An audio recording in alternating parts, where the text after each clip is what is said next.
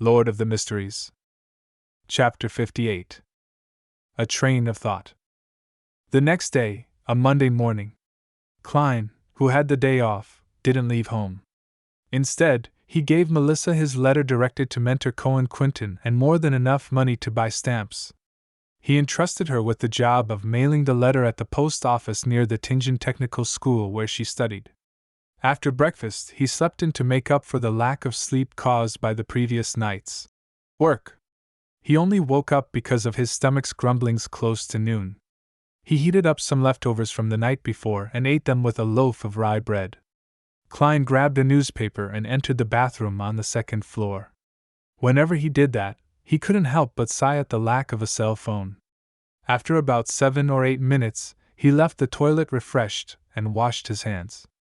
He then returned to his bedroom and locked his door. Klein drew the curtains, lit up the gas lamp, and cogitated for half an hour.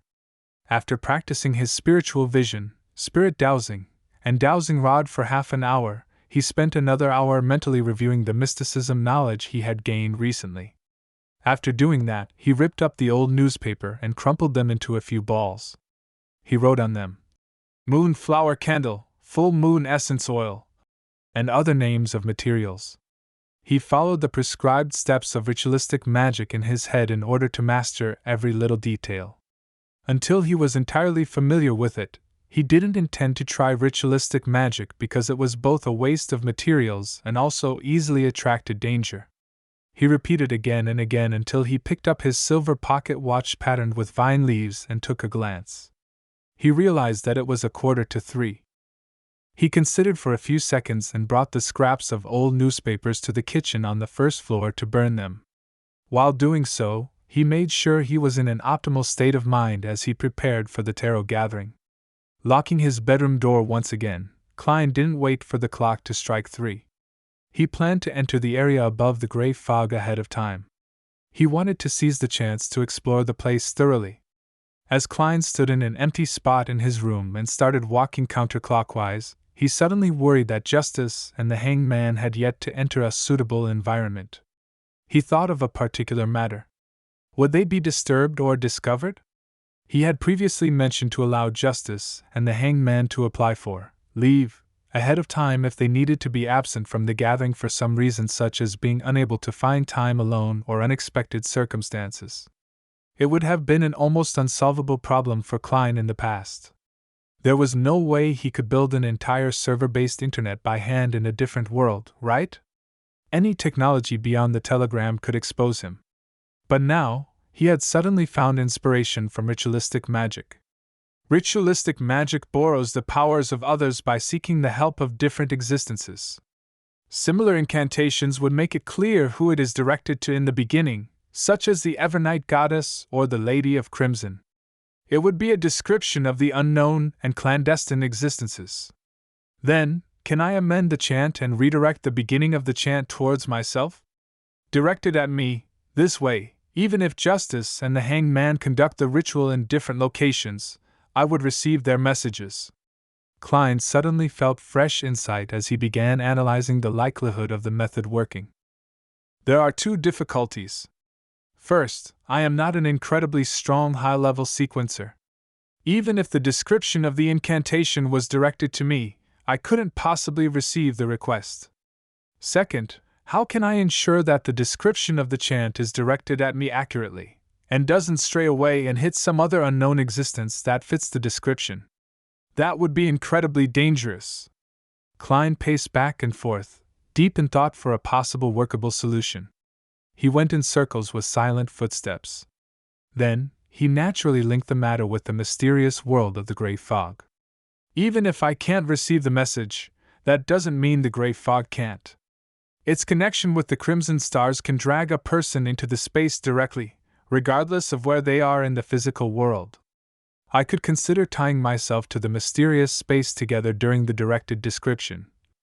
In accordance with this train of thought, even though I might not immediately receive the request when the other party is holding the ritual, I will still be able to see the corresponding messages whenever I enter the gray fog. To put it simply, it is the difference between being online and offline on an instant messaging system. Klein became more excited the more he thought. He felt that his idea was worth a try. What kind of description could be used to precisely direct a message to me into the gray fog world? He started thinking about the actual details. In fact, he had an incantation that would definitely work.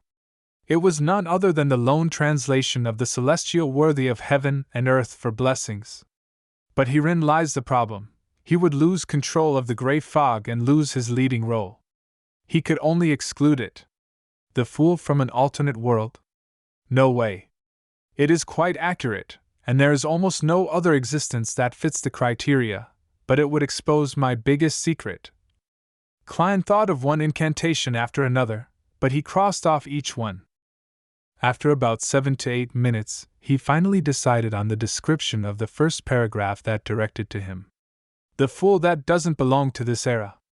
It was obviously not accurate enough, therefore, Klein quickly added, the mysterious ruler above the gray fog. The combination of the two lines practically limited it to him. Furthermore, he had tied the gray fog to him. It's still a little short. I cannot eliminate the possibility that there are multiple spaces and rulers above the gray fog. I cannot eliminate the fact that the description might be directed to the spirit world. Klein creased his eyebrows and planned on making it more certain.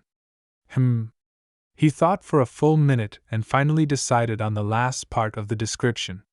The king of yellow and black who wields good luck. It shared a similar meaning to the exalted arch of heaven and earth, one for blessings. If the incantation purely depended on that part of the description, it might end up being directed away and provoking unknown dangerous existences. But with the first two lines as a limitation, and his experience of arriving above the fog through a similar incantation, he believed that the target's description could result in a perfect lock-on. Klein wasn't sure if casting the ritualistic magic with those three descriptions would be effective, but he was definite that it would not attract the attention of another existence. It wouldn't throw justice and the hanged man into danger. Klein heaved out a long sigh and recited the incantation that he had decided upon. The fool that doesn't belong to this era, you are the mysterious ruler above the gray fog. You are the king of yellow and black who wields good luck. He nodded his head slightly and took out his pocket watch to confirm the time.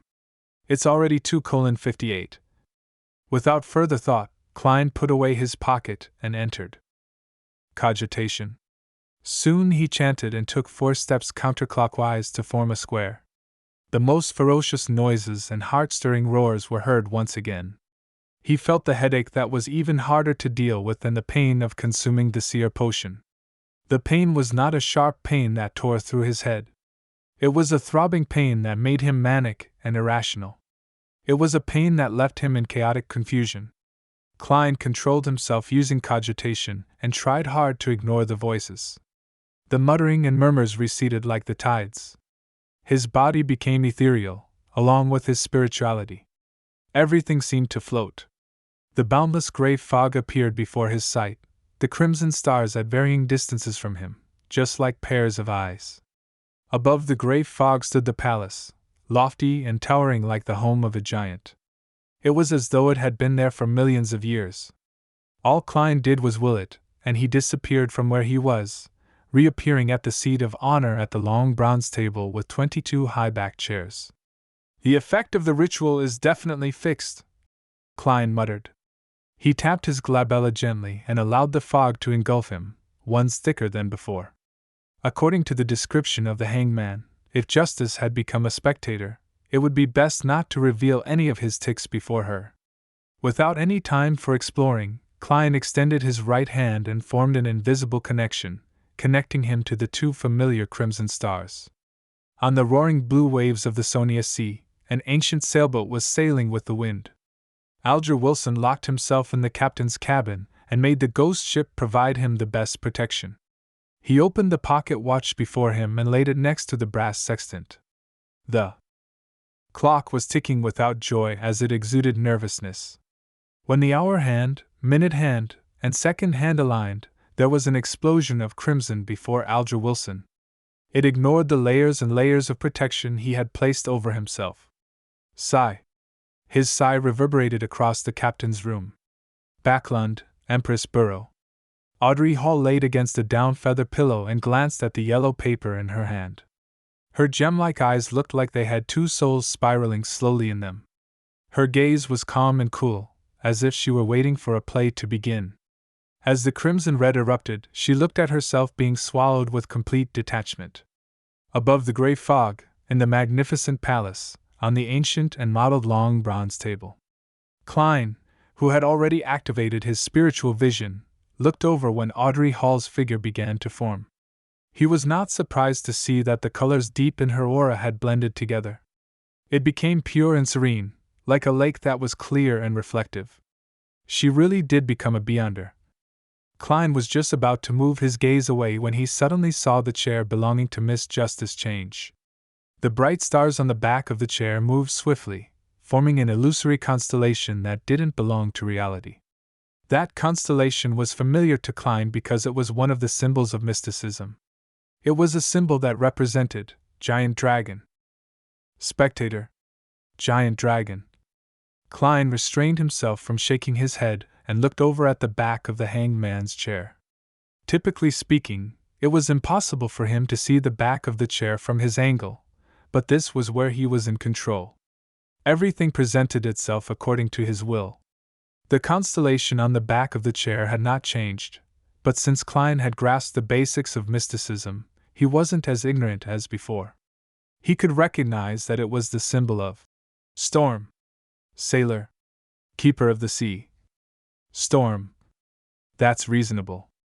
The color deep in the hanged man's aura is much purer than it was. Has he advanced?